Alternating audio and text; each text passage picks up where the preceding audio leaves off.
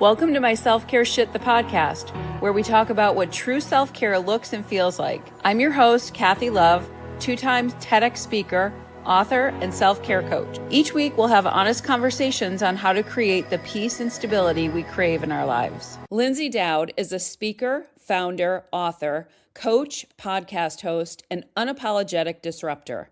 With nearly 30 years of leadership experience, including 23 at IBM, she's built and led high-performing teams that consistently delivered results. She's also served as a guest lecturer at Harvard University, sharing her insights on modern leadership and culture transformation. As the founder of Heartbeat for Hire, Lyndsay helps companies ditch toxic leadership and build irresistible cultures that drive performance, retention, and impact. She's been featured in Fortune Magazine, HR.com, ABC, NBC, Fox, CBS, and over 100 podcasts. Lyndsay is a two-time best-selling author of Top-Down Culture and Voices of Women, and the host of the globally ranked and two-time awarded Heartbeat for Hire podcast, sitting in the top 2.5% worldwide. She is also the host of a weekly live show called The Leadership Lounge. Lyndsay is a frequent speaker, moderator, and guest, known for her candor, humor, and ability to spark action, and she is also my friend. I had a really good talk with Erica Sinner today, and I was telling her, how to make the most of being an outlier, and she was like rapid firing names of people at me of like, what about so-and-so? And I'm like, oh, here's their bio. And like, I gave like a 20-second thing on each person. She's like, I can't believe you know all these people. And I go, when you get really intentional about this, it changes your life. It makes your life so much richer. And she's like, you should do a power hour on that. I'm like, well, Scott kind of teaches a whole course on it, but I certainly have my version of how I do it, but I just feel like it's a topic people don't talk about that much. And being intentional with whatever career choices you make, that's something you have to nurture. And people really sleep on that, especially in a corporate role. So it's a really great way of encouraging self-care, because when you surround yourself with people who lift you up and who remind you who you are, that, it fortifies everything you need to be focused on, I do know, because I have experienced it, and you have been such a big part of it. When we met, I was doing my thing, but I was doing it at a totally different level of confidence and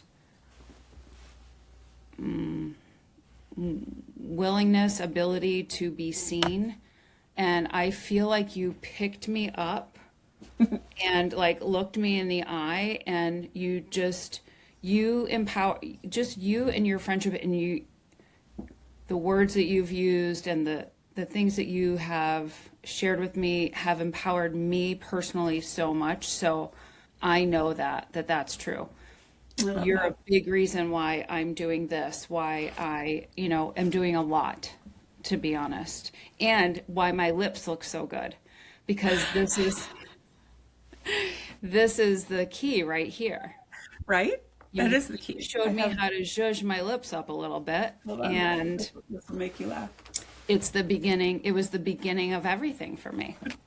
Well, first of all, I want to ask you a question, and maybe you already answered it, but do you want to, we had originally talked about reinvention, but do you want to talk more about your personal board or your what you just started talking about, and you connected them both, so maybe I think we could do both. I think that happy to do the backstory and kind of how I got here and into the realization that I had of, while I had this like glorious legacy from where I came from, it was not enough. And it was the people I was connected to were just the company. It wasn't people I was choosing. And we can do all that, and like how that has dramatically changed everything I do, from work, from life, from travel, from everything. I have gotten to know you through the Outlier Project at this point in your life. But like many people at this phase in our lives, we've made some changes. We may have made some pivots. I have reinvented myself many times, myself, and I know how hard that is. But I don't know the whole story about how you got to be the Lyndsay Dowd that I know, the heartbeat for hire, the cheerleader for all of us, the one who is out there talking about true leadership and what that means and the importance of relationships. So can you take me and all of us back a little bit and tell us how you got here? Yeah, I'd love to. I mean, I came from a big corporate legacy. So I spent 23 years at IBM, and my father was an IBMer for 41 years. He was there before I was born. My husband I met him at IBM. His father was IBM and his mother too. So with all of us together, it was 105 years of service at Big Blue. And when you spend that kind of time in one place, now it wasn't just one job. I don't want people to think I did the same thing for 23 years. That would be insanity. But every 2 or 3 years, I would change jobs, and I was always asked to do the weird stuff, the very mavericky things, the building a new business, the fixing a broken business, let's tap her on the shoulder because she'll do the weird stuff. I like the weird stuff. I like fixing the broken. I like building the teams. That was always my sweet spot. Which is all a little outlierish, right? Yeah, very much so. In a corporate, in a corporate world, I was definitely an outlier. And I actually referred to my teams as mavericks and hustlers. And I wanted them to think differently about themselves. I wanted us to have a crazy and wild reputation of people that think outside the box and we do things differently. And I did in every job I ever had. And after 23 years, I was kind of ready for a change. I was the last one standing for my family, and my mentors had left and gone to other places. And so I was like, you know what, it's time. And another company sought me out and said, would you come and lead a sales team for us? And I said, okay. So I packed up my Big Blue legacy and off I went. And in 6 short months, they fired me. And I was devastated. Because I left everything I knew. I left this, incredible decorated career, and I'm not the girl who gets fired. I'm the girl you have to do the hard stuff. So it was really personal, it was really painful, and for a month I couldn't talk about it. And I asked myself 3 questions. What am I really good at? What do I love to do? And how can I help people the most?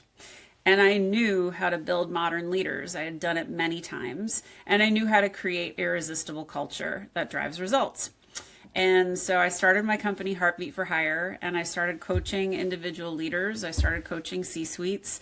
I started keynote speaking, and I wrote a couple of books. I started a podcast. I now have a live show. And it's been almost just about 5 years now that I've been doing this. And I'll tell you, anyone that leaves corporate and says, go be an entrepreneur, you're dying to be an entrepreneur. There's a whole map that is not shared when you get the welcome mat of becoming an entrepreneur. There are so many things I didn't know. I made lots of mistakes. And I think the biggest lesson that I learned was surrounding yourself with people who are doing it well really matters, but surrounding yourself with people who not only know you, but believe in you, who cheer you on, and who talk about you when you're not in the room became probably the most important thing I would ever do.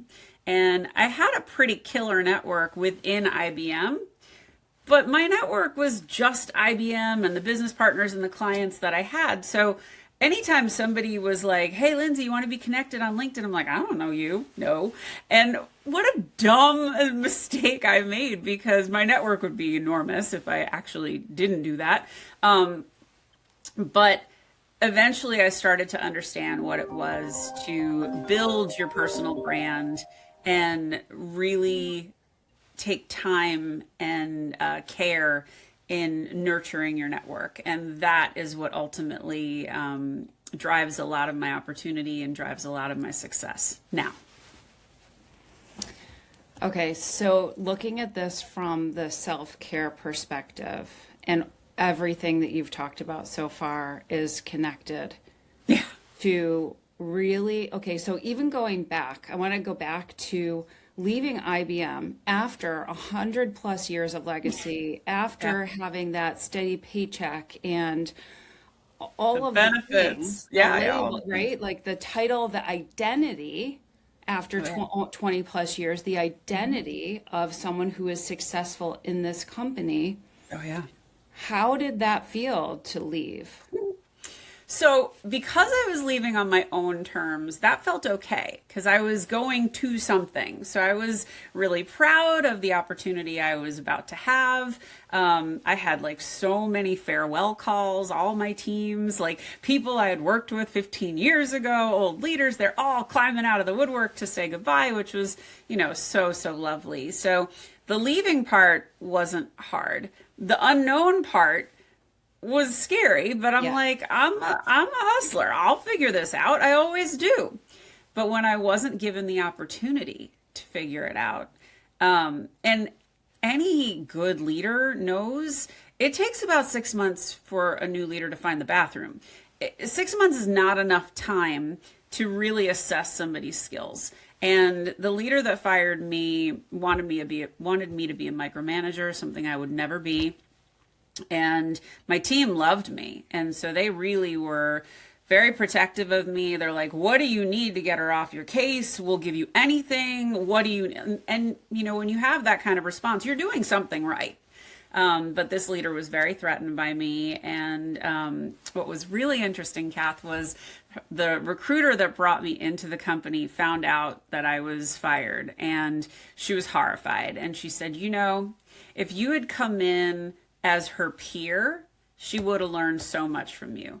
But I think she was so threatened by the fact that you were so unconventional and so heart-led and your EQ was so strong. And she told me she had no EQ, and I agreed with her and told her she didn't.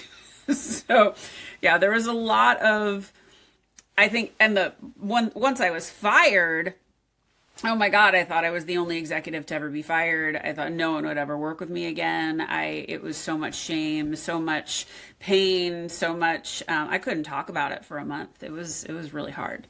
So, yeah, I had to dig deep and really kind of figure out, oh God, now what? Okay, so I was about to ask you how when you left IBM and you leaving on your own terms, totally different, but also a lot of the unknown, but you knew inside yourself that you were resourceful and you would figure it out.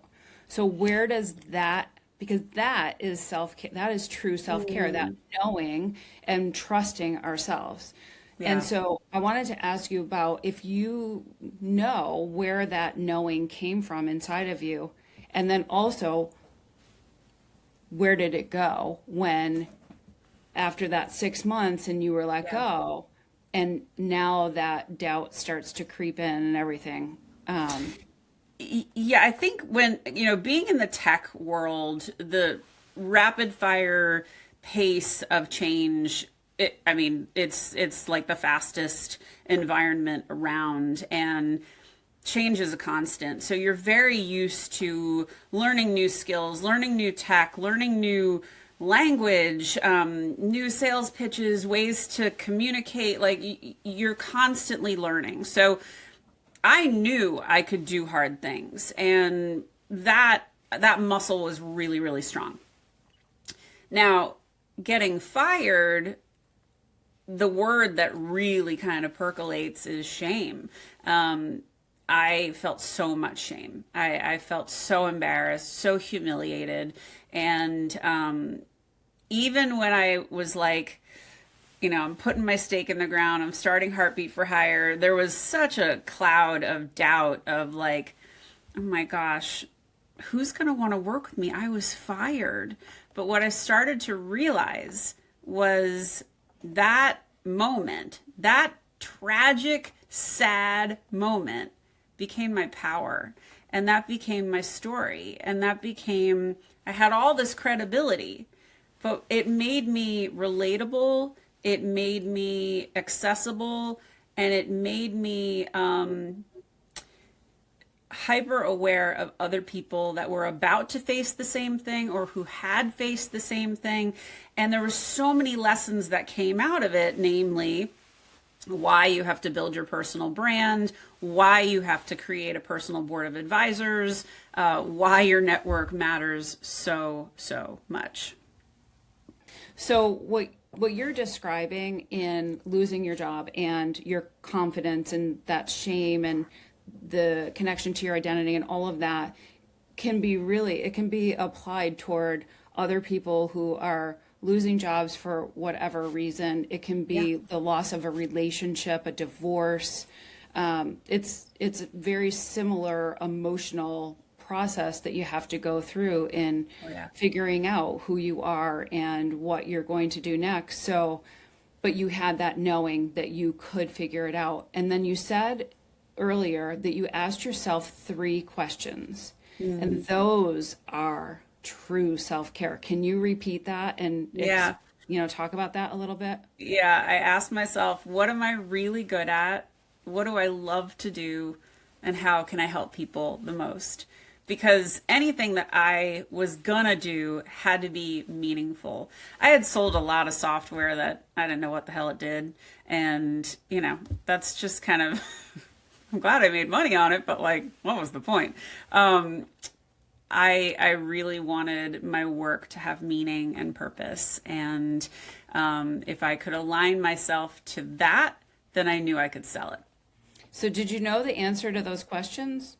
Yeah. I mean, what am I really good at? I knew how to build modern leaders. I knew how to cultivate them. I knew how to pull out those qualities in them. The second one was, what do I love to do? I love to bring out the best in people. I love to change environments. I love to influence culture and help people love where they are and what they're doing. And how do I help people the most? I don't want people to have bad leaders like the one that fired me. That was a really important impetus. And I had a lot of crappy leaders in corporate. And the reality was, you're taught how to do process. You're taught how to work with specific teams like HR and finance and, how to navigate through the corporate landscape, but you're not taught how to be a good leader. And that was a really big piece of the puzzle that was missing. And I felt like so many of the leaders that I had seen and had worked under who did terrible things, Kath. And I'm talking like standing on tables, cursing at people, throwing things across the room, like ridiculously stupid behavior that would never inspire anyone. And yet they thought it was okay. And I'm like, it's not. It's totally not okay. So we need to teach what good leadership looks and feels like. And so that's why I started the podcast. That's why I wrote my 2 books. That's why I continue to start the Leadership Lounge and every opportunity I have to show people and shine the light on these stories to make them go, oh God, I shouldn't do that. Or I never want to do that again, or I never want to see that again, or whatever that is. I don't care where you find your inspiration. I just want you to find it. And I love that people who are listening to you and your podcast and the Leadership Lounge can hear the possibility that good leaders are out there and that they are not stuck where they are. They don't have to stay in a job where the leader is, let's say abusive or in whatever the word is. But how do you believe that good leaders can be taught? Yes, I totally do. In fact, my favorite kind of leaders, and I actually saw a post that I did on this a few months ago, my favorite kind of leaders, and I don't know if I can swear here, but Absolutely. are the reformed assholes. And Yeah. so when I get to coach somebody, or they confide in me and they say, Lyndsay, I wasn't always a good leader. I was a dick, or I was a person who yelled at their people. And it wasn't until somebody tapped me on the shoulder and said, hey, you're not inspiring anyone.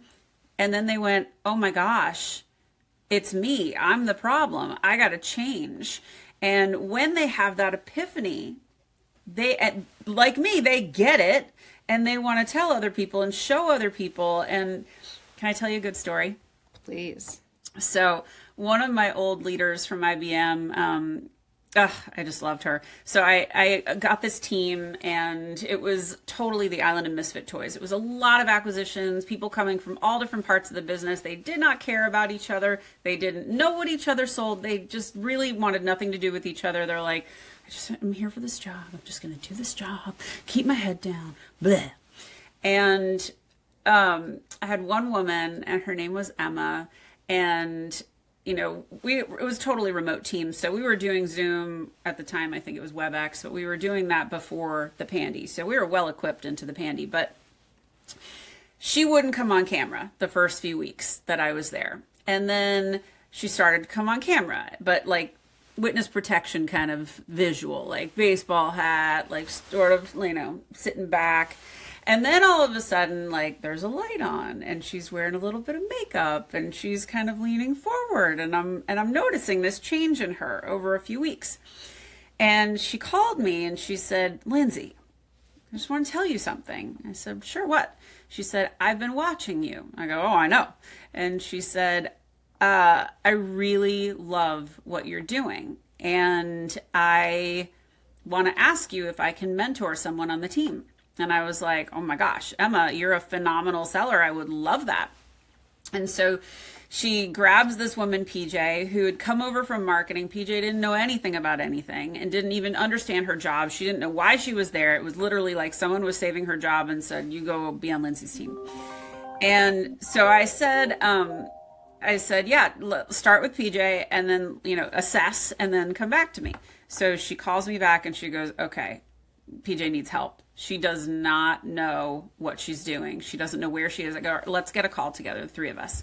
So we get on the phone or on the Zoom, and I said, PJ, this is your job. These are the things you're allowed to do. And these are the things you're allowed to say. And if somebody comes at you or you do something wrong, we're here to help. And she's like, really? I can say that? I can do that? I'm like, yeah. And we got your back. She felt so empowered. She ends up absolutely crushing it. She became a top performer within 6 months.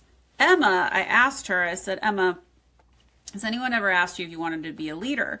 And she said, Lyndsay, I've always wanted to be a leader, but no one's ever asked me. And I said, well, the first opportunity I have, I'm promoting you. And I did. And the two of us built, with other managers too, built one of the most exciting, phenomenal, like rewarding organizations.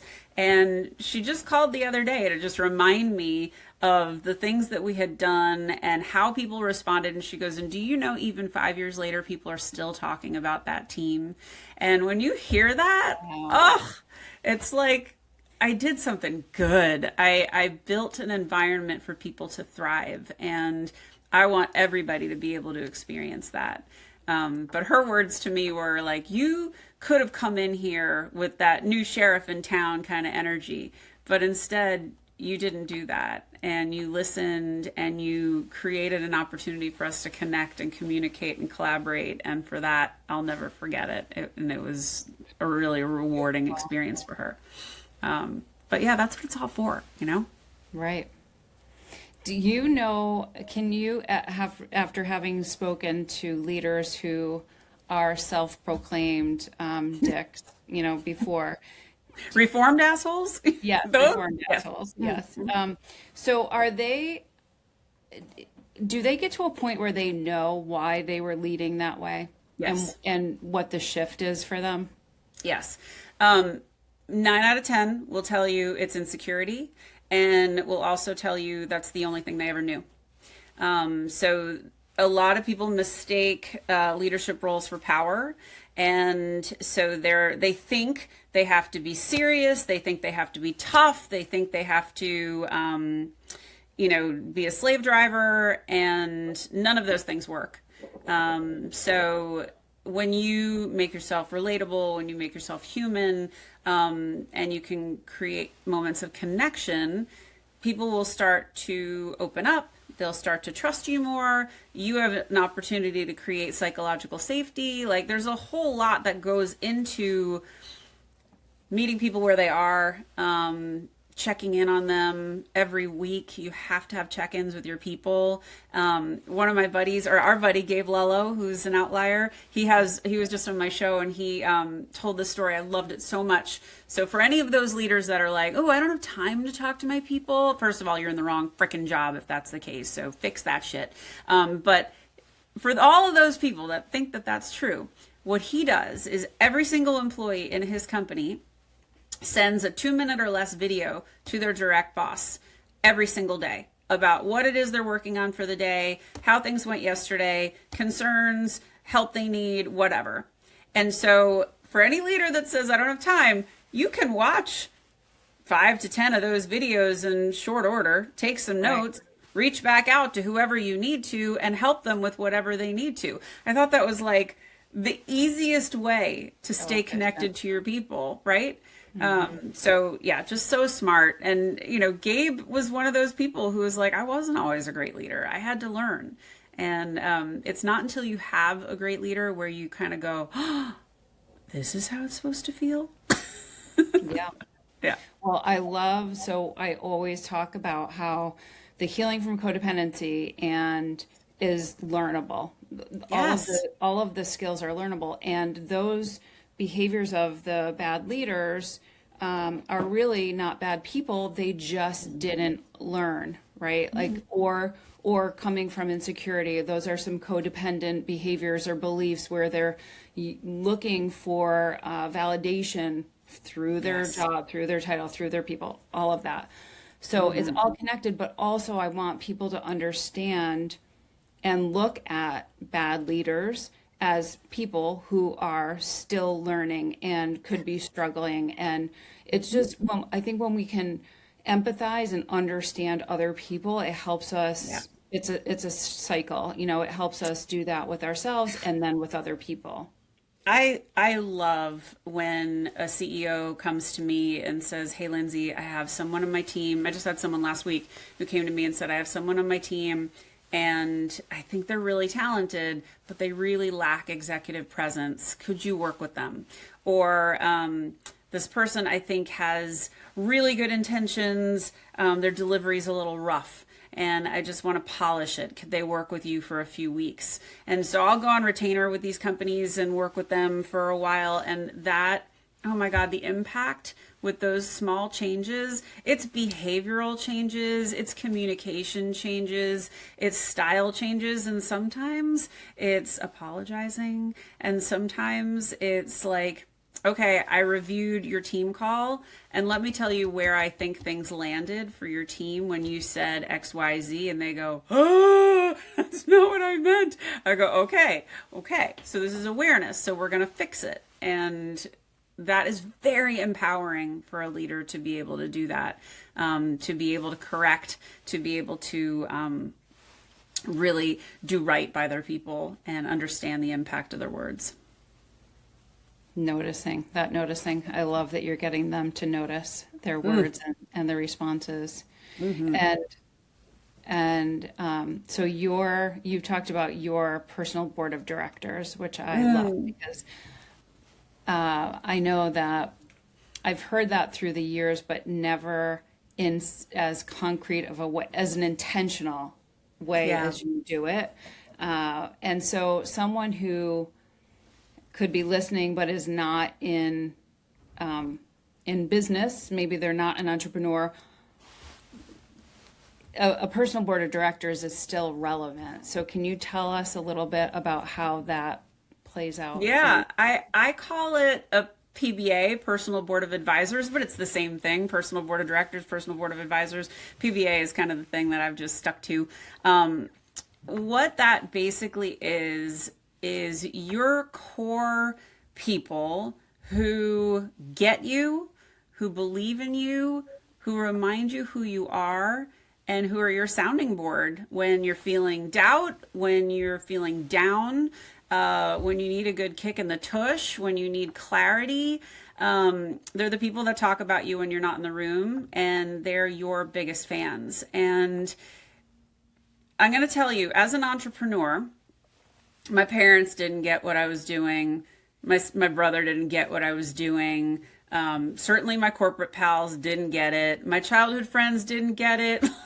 So you got to find the people that are doing what you're doing, or even better than you, who inspire you, and nurture those relationships. And I was really lucky to find the Outlier Project, and my PBA is made up entirely of outliers. And so these people, well, our friend Philly Danella reminds me all the time, he's like, you're Lyndsay fucking Dowd. You belong in every room. And, you know, when you have people like that in your corner who know what you're capable of, they're the ones who are, they'll say, hey, I have an idea for you. There's this opportunity I think you'd be perfect for. But you're doing it back for them. And it's our friend Doug Skoke taught us this word, mudita, which is the Sanskrit word that means having immense joy for other people's success. And that is very much the vibe of who we are as outliers. But certainly my PBA is rife with mudita, and there is so much joy in seeing your friends win. And watching them succeed. And even if you just had a teeny tiny fingerprint on that success, it just brings me so much happiness. And I certainly feel that way about you and seeing all you're doing now. So it's just, it's a total joy to get to be around that kind of energy all the time. So. Yeah, I can remember specific conversations that I've had with you out in my yard and, you know, walking around my house, just going through different worries or insecurities or whatever they are, and getting that boost from you. And then more than a fingerprint, you're now in the Outlier Project helping in some of the clubs with podcasters, and so you're really reaching a hand or an arm and a leg down to help other people succeed. I feel like when you get to a certain season in your life, in your 40s and 50s, it's your responsibility to pay it forward. It's your responsibility to pull people up. And I have a great story about one of our outliers. So Tim Duthie said, he asked if I would speak to his son who was just graduating college, Ben. And Ben reached out to me and he asked if we could have a coffee chat. And I said, of course. And he said, do you have any advice for me? I just graduated and, you know, I'm starting my career. And my dad said, you're someone I should know. And I'm like, oh, that's very sweet. I'm going to give you some advice that nobody else is giving you. And he's like, what? I said, I want you to start a side hustle. And he's like, a side hustle? Aren't I supposed to get a job? And I said, yes, you're supposed to get a job. And plenty of people will advise you on that. But I want you to do this because there's no such thing as job security. There's only career security, and you need to build that for yourself. And I want you to have something to fall back on. I said, you're in your 20s, so you're really probably very good at video editing. Am I right? And he's like, can do it in my sleep. I go, okay, so everyone 40 plus, we're terrible at it. We weren't raised with this technology. So for us, it's so much harder. It's harder for us to think it. We don't go as fast, and you just innately do it. I said, so you do have a huge customer list with that age group. And he goes, Lyndsay, could I work on your show? Could I do a video for your show? I said, not only can you do a video for my show, but you're going to do it. And if it's good, which I'm sure it will be, I'm going to shout it out on LinkedIn, and I'm going to show everybody what you've done. And I'll also shout it out in top. And he did. And the video is fantastic. It was funny. I gave him like this much and he went with it, and it was great. And he ended up getting about 7 clients from that. And about 3 months ago, he sent me a postcard from his first business trip to Argentina. And he said, I just want to tell you, none of this would have happened if I hadn't believed in myself and I hadn't taken this leap. And thank you so much. And so that Rachel Druckenmiller, another outlier, has that song, when you can't find the belief in yourself, borrow someone else's belief in you. And that's a big theme of kind of how we roll. But yeah, I believed in him, and look at him now. He's just killing it. Such a good guy. Yeah. He's such a good guy. And I'm so proud of him. So in the history of your reinventions, do you look back? Do you have any regrets about how it went down? Are you satisfied with where you are right now? Are you looking to keep reinvent? Do you think you'll keep reinventing because it's who you are? Where are you in the reinvention? I don't think I'm ever going to just be satisfied and still. I'm always going to be creating and challenging myself and trying to come up with something bigger, something louder, something that is going to grab people's attention more. Because I really do believe my purpose is to help refine leadership, help teach people what good leadership looks and feels like. And I don't feel like I've hit the sweet spot yet. So I still have some work to do before I get there. So that is the mission. And that might be on a bigger podcast network. That might be, I don't know. It could be a lot of different things. So we'll see. So that tireless effort of getting the message out, I don't think will be done. And the good thing is I really love it. So I'm never tired of it. I'm happy to do it. And I get to talk to amazing people all the time who help me illustrate what this is supposed to look and feel like. As far as regret goes, I think if I could go back, I would have really nurtured my network much sooner. I think that would have helped me go faster. I think had I not been so reluctant while I was at IBM to build this network, and I had a great network. I'm not trying to make it sound like I talked to myself in a corner and only talked to the people on my team. I had like 1,800 connections on LinkedIn just before I ever really got intentional with it.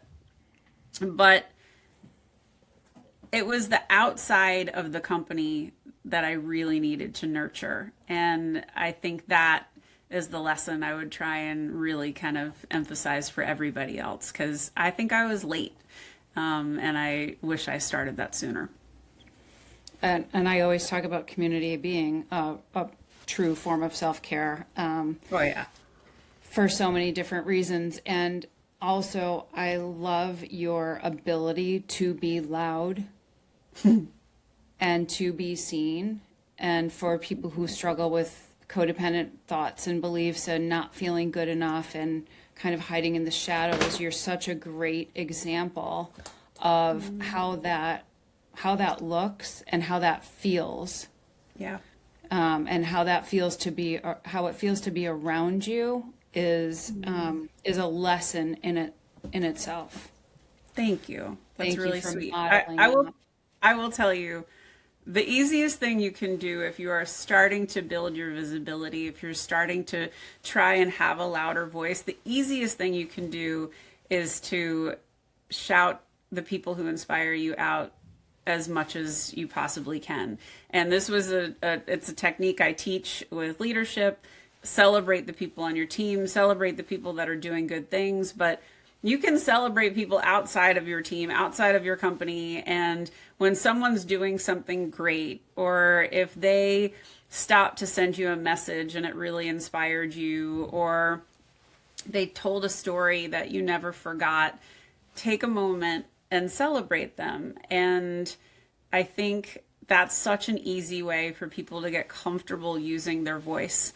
You can hide behind somebody else while you're trying to figure out the words you're trying to use. But it's such a gorgeous way to be seen as someone who celebrates others. I love that. Thank you so much for sharing your reinventions and your confidence. Thank you for sharing all of that with us as a great example and a great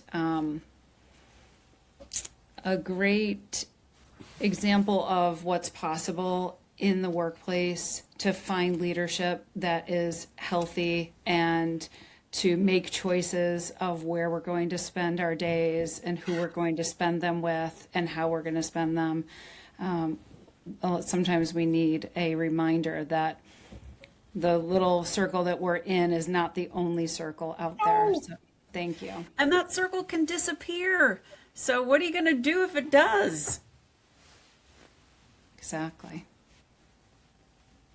Well, I appreciate you. I am so glad that you are in my circle, that I am in your circle. Same. And I really, really and truly appreciate you. Well, I appreciate you back, and you are a big, big part of my life and my success, and I wouldn't have it any other way. Love you. Love you back. Great job making time for yourself today. Be sure to subscribe to my Self-Care Shit, the podcast, wherever you listen in. Your 5-star review will help get this show to whoever needs to hear it. Go grab your free daily self-care checklist on my selfcareshit.com. Please take the last minute of this podcast for yourself to listen to the ocean waves and breathe.